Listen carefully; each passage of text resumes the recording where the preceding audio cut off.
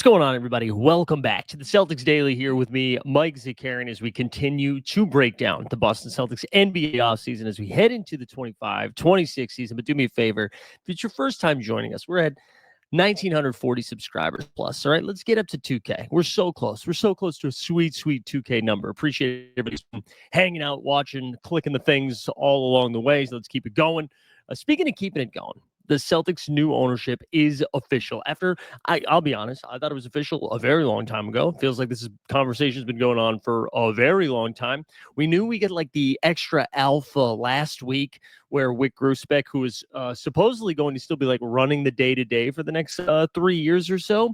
Then it was announced that was not the case, as both the ownership group and the NBA decided that's probably not the best situation. And again, that makes sense. Bill Chisholm and whatever the group is, spent like $6 billion. Why are they going to have somebody else be the decision makers in that situation? But the Celtics did come out. There was an announcement yesterday. There was a statement. I'm just going to read a couple of things from that statement, because I thought some of it was important, I guess. So following the unanimous approval, again, this is an immediate release from the Celtics, following a unanimous approval from the NBA Board of Governors, an investor group led by Chisholm has completed the acquisition of a majority control position of the Boston Celtics. Chisholm will serve as governor, and Wyc Grousbeck and Aditya Mittal will serve as alternate governors. I don't know what that means, but Grousbeck will be a co-owner and CEO running day-to-day operations with Chisholm and the existing basketball and business management teams. Chisholm's investor group is led by co-owners and members of managing board of the Boston Celtics, which includes Grousbeck, Mittal, Bruce Beal, no relation to Bradley, Andrew Bielecki, Dom Ferrante, Rob Hale, Maria Ho, and Ian Loring. There's a lot of people that made up this. Global investment firm Sixth Street is also a major participant in the investment group. Now, it's a lot of words, right? There's a lot of words. But it does make me wonder, are we going to see more of these like investment firms getting involved in ownership of like teams? We see that the Portland Trailblazers are now currently for sale.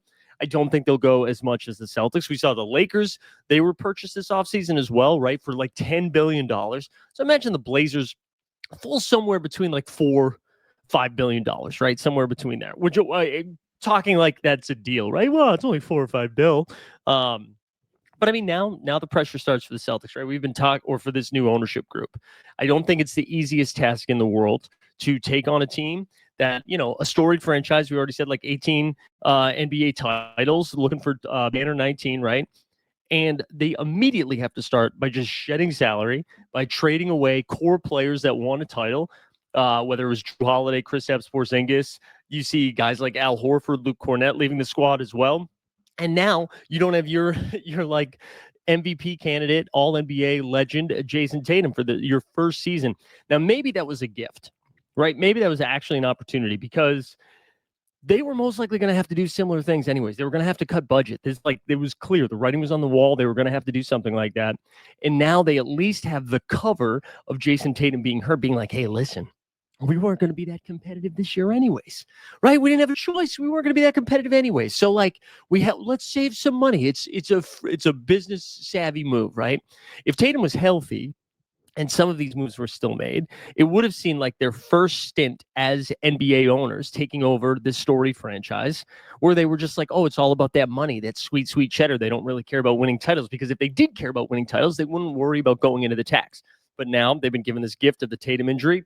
They're like, hey, let's reset the table. But being a Bostonian and a fan of Red Sox and Celtics and Patriots, like, and Bruins, I don't know why I didn't say the Bruins, and the Revolution, they like that window is going to be so short. We're already seeing it now, right? The Red Sox, who didn't win a title for freaking ever, then go on a crazy run in like the first 15 years or 17 years, whatever it was, of the 2000s.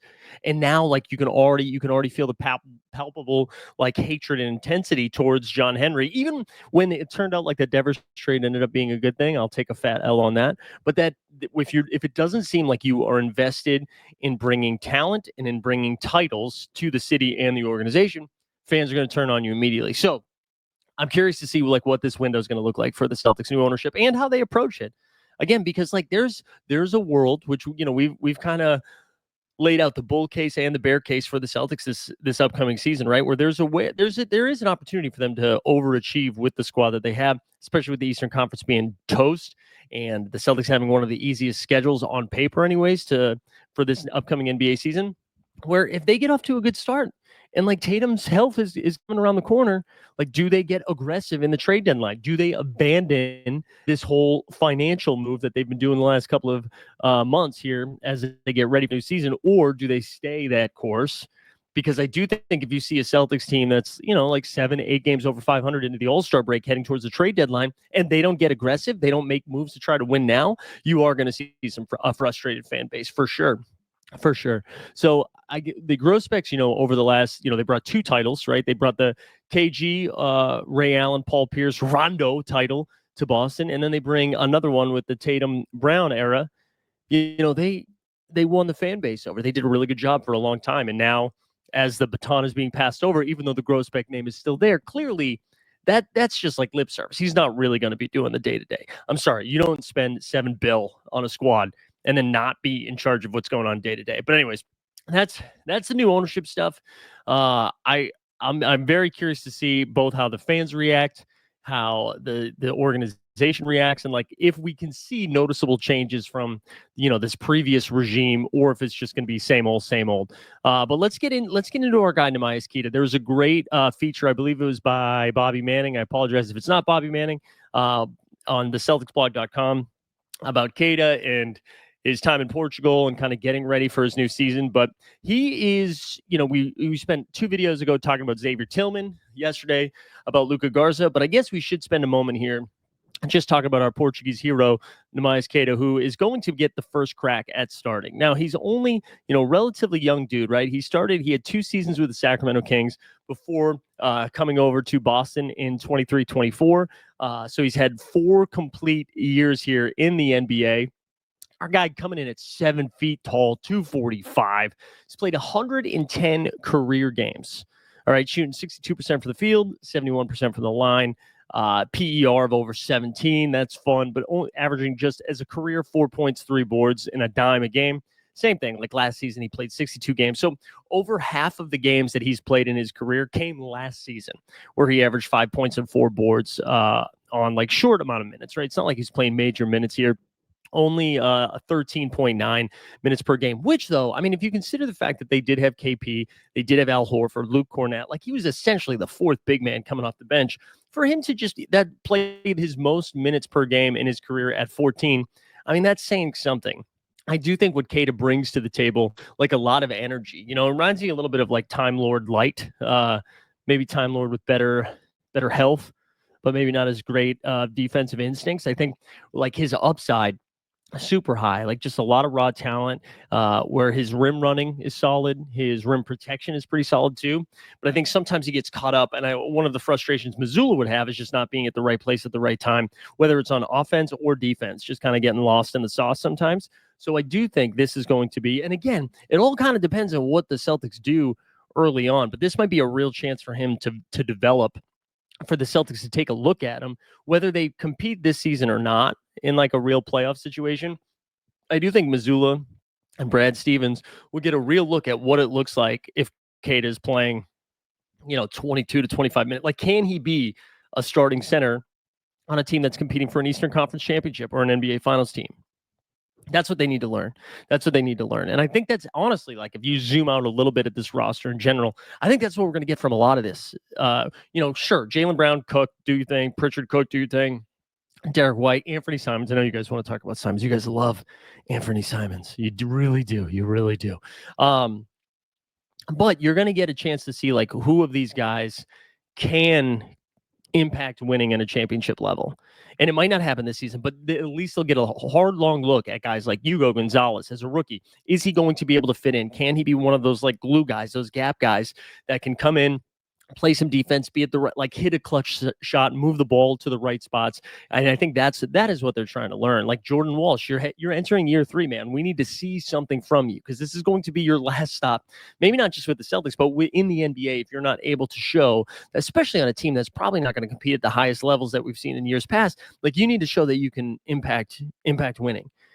Same thing with Baylor Shireman. Like, listen, man, you showed some real hype there at certain parts at the end of the season when you were getting some extended run. Summer League, you had some high moments with the way that you defended and moved the ball. The shot didn't fall, and that's supposed to be the thing that you have. So I assume the shot's going to fall. But Baylor Shireman, you are going to get a long, hard look to see if you are going to be a piece moving forward as the Celtics try to compete when Tatum comes back.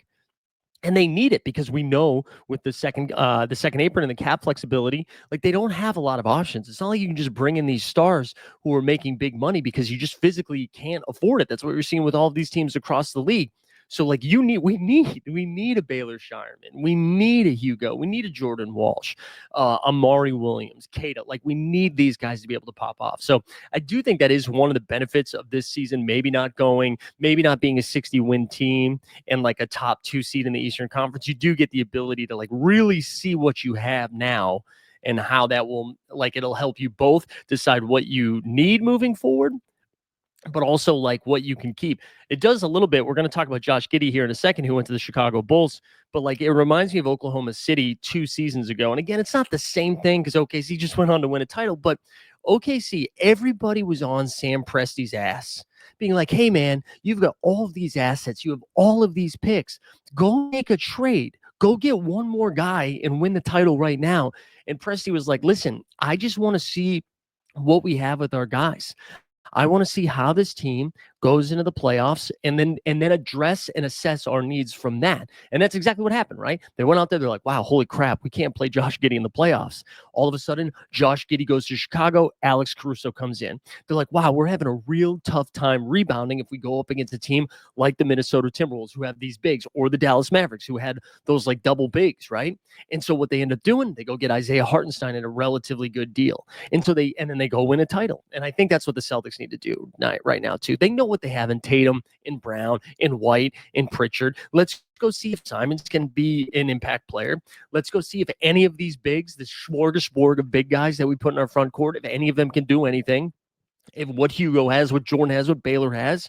And then if you can do something, great. If not, we'll find you a new home so we can get the pieces that we need to win our next title. Let's talk. We mentioned Giddey. I'm just quickly on him. The restricted free agency is just such a fascinating part of this offseason. I don't know how many people are paying attention to it, but Cam Thomas with the Brooklyn Nets, Jonathan Kuminga, who's still not signed, Quentin Grimes with the 76ers, and Josh Giddey. All of these guys who, again, if you were playing fantasy ball, hoopers, just straight hoopers. When Golden State was shorthanded, Kuminga comes out there, buckets. Josh Giddey, triple-double machine. He was like the Aussie Russell Westbrook the second half of the season. Cam Thomas can score 40 points at any time. Quentin Grimes was a god for Philly when everybody was out. You expect these guys to go get a bag, right?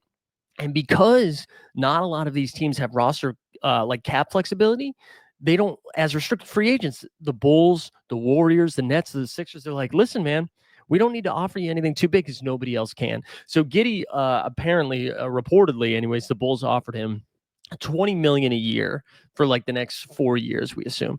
Giddey in his camp said they wanted like $30 million. And it just makes you wonder where this league is going. Not to get political, but it does feel like the middle class of the NBA is kind of getting swamped, where you're either going to make, $70 million a year, like the Shai Gilgeous-Alexanders of the world, or you're going to be on like vet minimums. It's going to be real. And maybe we start seeing like 2-year contracts instead of these 4 or 5-year deals. But it just makes me wonder, like, if the Giddey, Kuminga, all these guys, if like this is holding up some of the other moves that we're seeing, like Ben Simmons still hasn't been signed, Al Horford still hasn't gone anywhere, D'Anthony Melton, and a lot of them rumored to go to the Golden State Warriors, but you're waiting for Kuminga. But it does make me wonder, like, what would Derek White get right now? Like, if Derek White was a free agent, how much money would he get right now? And I know he's on a pretty team-friendly deal. I do think he would. I don't think there'd be as much negotiation because you've seen Derek White play on a championship-level team. I think it's these in-between guys who maybe put up a lot of good stats, but it's like, or is that like good numbers, bad team guys? And I'm actually like a fan of Josh Giddey's game. I do think if he's surrounded by the right guys, like he could actually be one of the better players on a playoff team. He was shooting I think he was shooting almost like 40-something% from 3 the second half of the season. If he's able to do that consistently, I think his ceiling as a player is very different. but we've never seen him do it consistently. So who knows? Also, now for a second time, I'm realizing I didn't change the cryon there at the bottom. You see Amari and Hopper to camp. There we go. Embarrassing. This is vacation, Mike. Okay. Which, by the way, last video of the vacay. We'll be back stateside here. We'll have no video tomorrow, and then we'll be back stateside on Friday. But last thing I want to talk about. And a reminder, hit the subscribe. Comments from yesterday. There's a lot of Anthony Simons talk. You guys love Simons. You really do. Nobody was telling me where they were watching Simons or why they were a huge fan, but you do love Simons. But one of the comments, I think it was like NBA updates, said something like, hey, you're really going to start Peyton Pritchard over Anthony Simons because he makes almost $30 million a year. How are you going to put $30 million on the bench? First of all, it's not like we gave him that contract. Simons is on this team because he's an expiring deal. The Celtics didn't identify Anthony Simons as somebody that was like, oh, this is the guy. No, they got him so they could get off the Drew Holiday money. And this is what they had to take back to get off the Drew Holiday money. So they pay him 1 year, and then he falls off the books. Second thing, it's the Blazers that gave him that much money. It was not the Celtics. So it's not like the Celtics are indebted to Simons. I do think there is a case for Anthony to, he's playing for a new contract. So when he's out there, he's going to show, I think he's going to show two things. I think he's going to show, hey, you don't have to just pay me to put up numbers on a bad team, a la Zach LaVine, right? He doesn't, like, you need to show these good teams too, that you can also play like a winning brand of basketball, that you can defend a little bit. You don't have to be an elite defender, but that you can play team defense. So when push comes to shove, you can stay in front of the guy. Show that he knows how to make the right pass to hit the corner three, all that stuff. We know what he can do offensively, but it's just can you do all the other little things? So that is the case to like let Simons cook and just let him have a good season because he needs to play for his next deal. But I don't think just because Simons is making X amount of dollars, the Celtics need to start him. We saw Bradley Beal making $50 million a year for the Phoenix Suns come right off the bench. So you know what I mean? I don't think that necessarily says like that he's going to start, but I know you guys Simons lovers, so I get it. Appreciate everybody tuning in today. Smash a sub, get involved in the comments, do all the things. We will be back again on Friday from the United States, and then Monday from New York City. We're almost back, baby. And I know somebody said yesterday we don't care about your vacation. Well, guess what? I do, and I'm the one recording, so I'm going to tell you all about my vacation.